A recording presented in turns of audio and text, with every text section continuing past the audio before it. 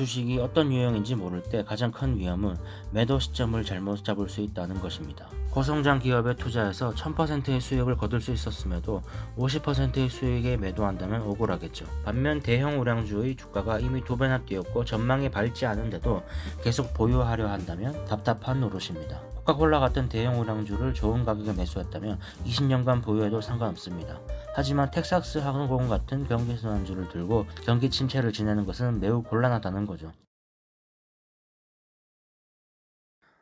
제2부 종목 선정. 여기서부터 이제 종목 선별에 대해 말합니다. 10루타 종목을 찾아라. 말했다시피 피터 린치는 10루타 종목을 찾기 가장 좋은 장소는 집 근처 또는 직장 근처라고 말합니다. 타가메트라는 약이 있습니다. 완치를 위한 약이 아니라 계속 사야 하는 약입니다. 때문에 이 약을 만드는 스미스 클라인 베크만의 주가는 1977년 7.5달러에서 10년 뒤 72달러까지 상승했습니다. 이 약을 처방하는 약사, 의사, 환자들은 월스트리트의 전문가보다 타가메트에 대해 먼저 알 수 있었죠. 그렇다면 그들은 스미스 클라인 베크만의 주식을 매수했을까요? 그런 사람이 많지는 않을 겁니다.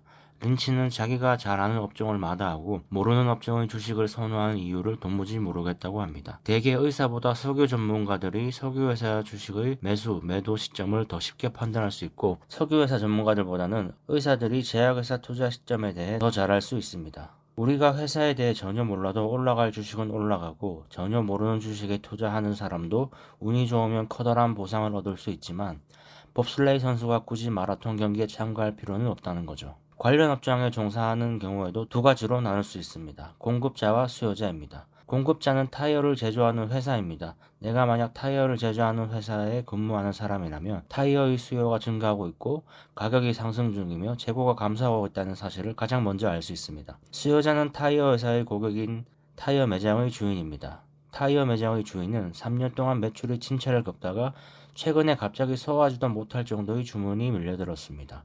이 매장의 주인은 이 타이어의 품질이 최고라는 사실을 이미 알고 있습니다. 두 경우 모두 타이어 회사의 주가가 올라갈 것이라는 것을 미리 알 수 있죠. 나의 강점을 알고 잘하는 분야에 투자하는 것이 중요하다라는 말입니다. 주식을 샀다. 그런데 어떤 유형일까? 이제 내가 잘 아는 분야를 알게 됐습니다. 그렇다고 해도 성급하게 주식을 매수해서는 안 됩니다.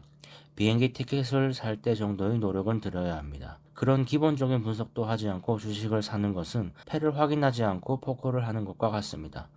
지금 보유하고 있는 주식도 이러한 과정을 거치는 것이 좋습니다. 첫 번째 알아봐야 할 것은 이익이 얼마나 되는가입니다.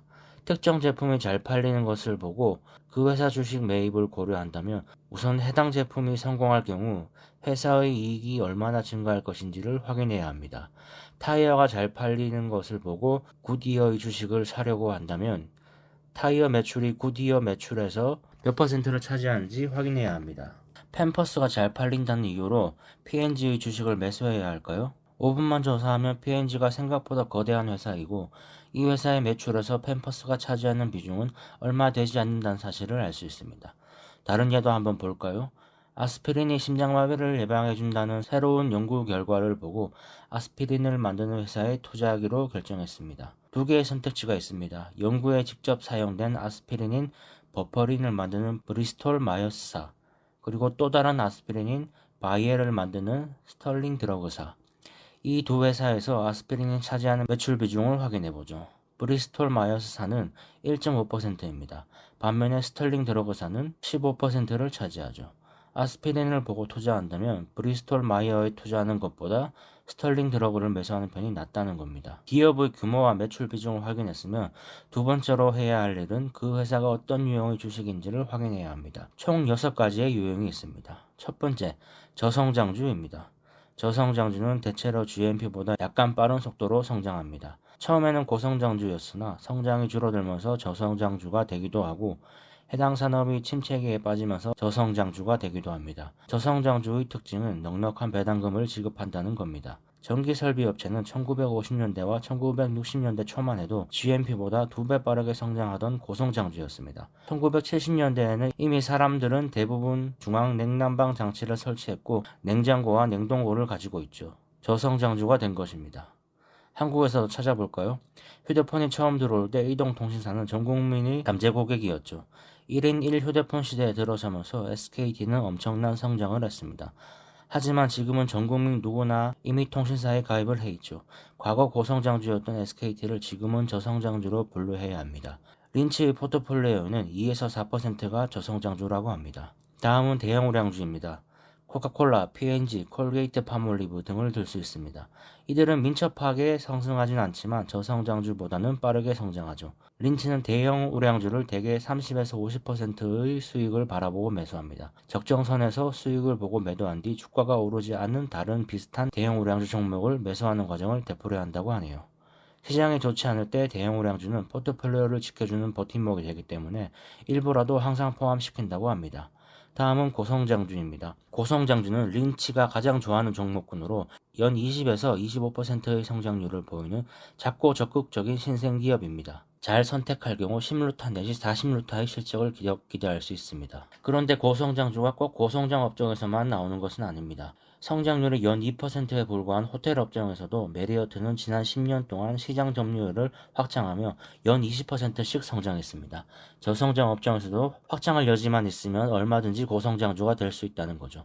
고성장주는 기대 수익이 높지만 그만큼 위험성도 높습니다. 대형 고성장주라도 입지가 흔들리면서 주가가 가파르게 하락할 수도 있고 소형 고성장주는 아예 사라질 수도 있습니다. 대차 대조표가 건전한 고성장주를 찾고 이 종목의 성장은 언제 멈출 것인지 그리고 실제 성장이 멈췄을 때 얼만큼의 대가를 치러야 할 것인지 파악하고 투자를 해야 합니다. 카카오의 재무 상태를 먼저 보고 카카오의 성장이 언제까지 이어질지 만약 성장이 멈춘다면 카카오의 주가는 어느 정도가 적절한지 확인해 본 뒤 투자하라는 거죠. 경기순환주입니다. 경기순환 업종에서는 사업이 확장과 수축을 되풀이해서 매출과 수익이 어느 정도 예측 가능한 방식으로 일정하게 오르내립니다. 호황기에는 사람들이 새 차를 사고 철강 및 화학 제품에 대한 수요가 증가하기 때문에 경기 침체에서 벗어나 활력을 되찾은 경기순환주는 대형 우량주보다 빠르게 성장합니다. 반대로 불황에는 고전을 면치 못합니다. 순환 주기의 잘못된 시점에 투자를 할 경우 투자액의 절반 이상을 순식간에 날릴 수 있고 주가가 다시 회복하는 다음 호황기까지는 몇 년을 기다려야 할 수도 있습니다. 한국 시장에서 가장 많은 유형이 경기순환주입니다. 또 그만큼 많이 오해하는 유형입니다. 경기순환주는 대부분 대기업으로 이름만 대면 알만한 회사라서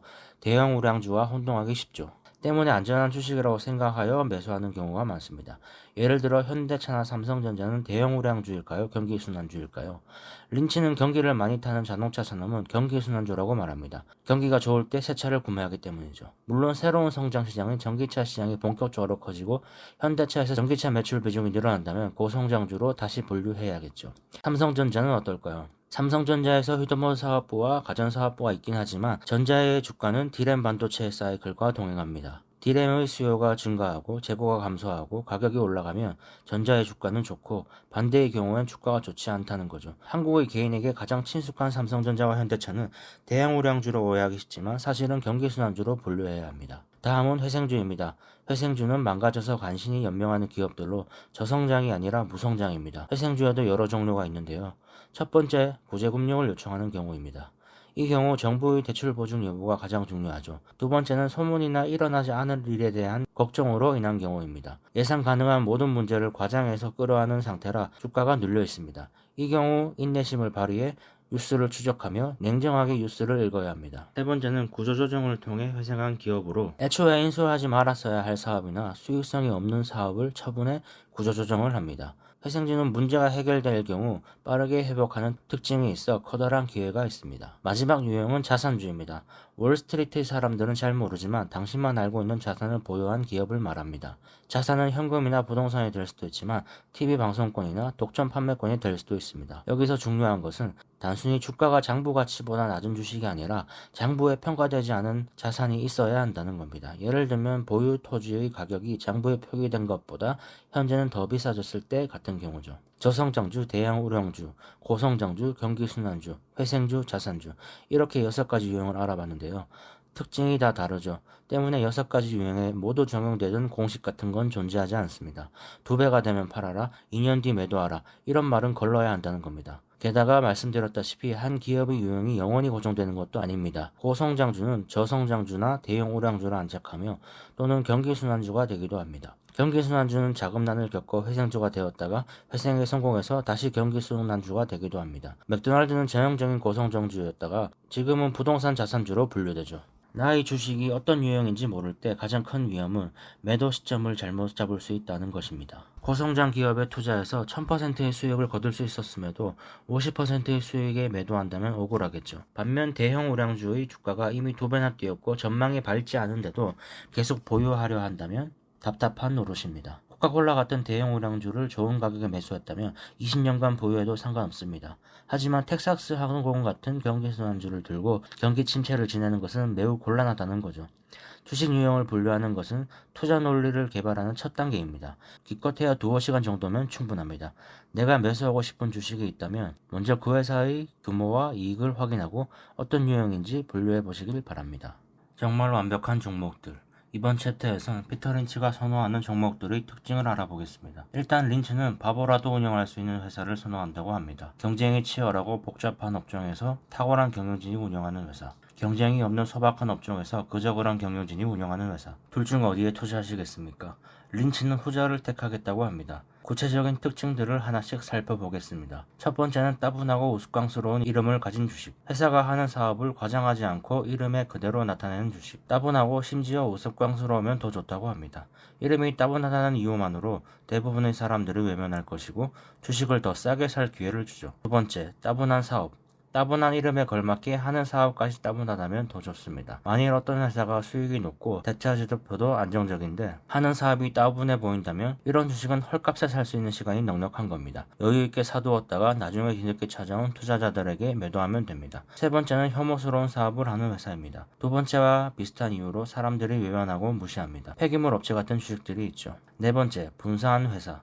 린치는 말합니다. 분사하는 회사는 대개 재무제표가 건전하고 독립된 회사로 성공할 요인을 잘 갖추고 있다. 일단 독립 승인을 받으면 능력을 마음껏 발휘할 수 있게 된 신규 경영진은 비용 절감과 창의적인 경영 전략을 추구하며 장단기 수익을 높인다. 게다가 분사한 회사에 문제가 생길 경우 모 회사의 평판에 흠집을 내기 때문에 문제를 만들지 않으려고 합니다. 이런 이유로 분사한 회사가 있다면 즉시 분석을 해봐야 한다고 합니다. 경영진이 독립적인 경영을 위해 분사하는 곳으로 주로 인적 분할로 이루어져서 주주가치 훼손이 거의 없습니다. 미국의 경우 모 회사의 주식을 보유한 투자자들에게 신규 설립 회사 주식을 무상주나 배당 형식으로 지급하는 것이 일반적이니까 말이죠.